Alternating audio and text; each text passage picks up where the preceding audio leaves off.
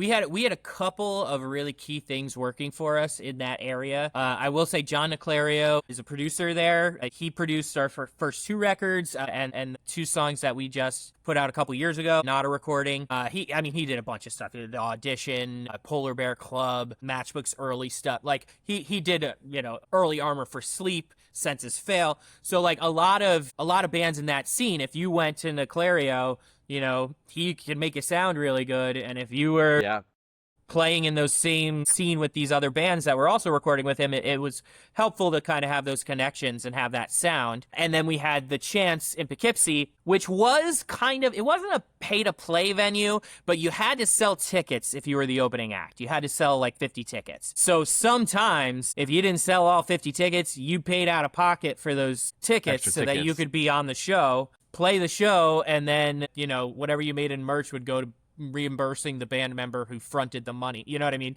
Like, we got on the shows however we could. But they also had a really cool thing where they had a 150 cap room downstairs, they had a 250 cap room upstairs, and then they had the 800 cap room next door. So you could work your way up if you made good with the promoters and you sold tickets, started to get a buzz. They would see that and say, oh, what, we got a show upstairs next week, why don't you come open that one for us? Cool. Didn't need to sell tickets anymore. Now we're just getting on shows opening. And then you start bringing your own kids, and then, hey, you guys ever thought about doing a headliner here? Sure, we'll give it a shot. That one, does great. And then a year later, hey, do you want to headline the big room? So, you had a clear path of an opportunity and a clear path of like, this is how it gets done. And we had Matchbook who came before us, and they were like big brothers to us. We were huge fans. They were Fizzlewink and then The Getaway, and then they changed their name to Matchbook Romance. We were big fans of theirs and became friends with them, and they kind of always, kind of guided us, if we needed anything. Or like, I remember Andy Jordan was coming out to practices when we were writing that first record and just being like, that stinks, that's cool, I would try something else in that chorus. Be like, okay. Yeah. I mean, you're in Matchbook Romance, you're on Epitaph, we're unsigned, and like, yeah, I believe you.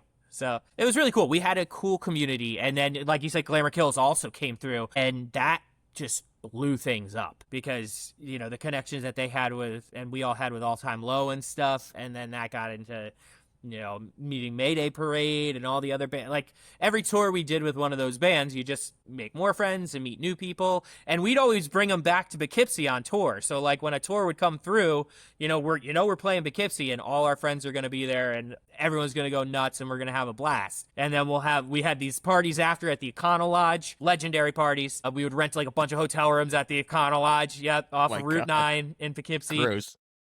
It's awful. Motel mayhem, man.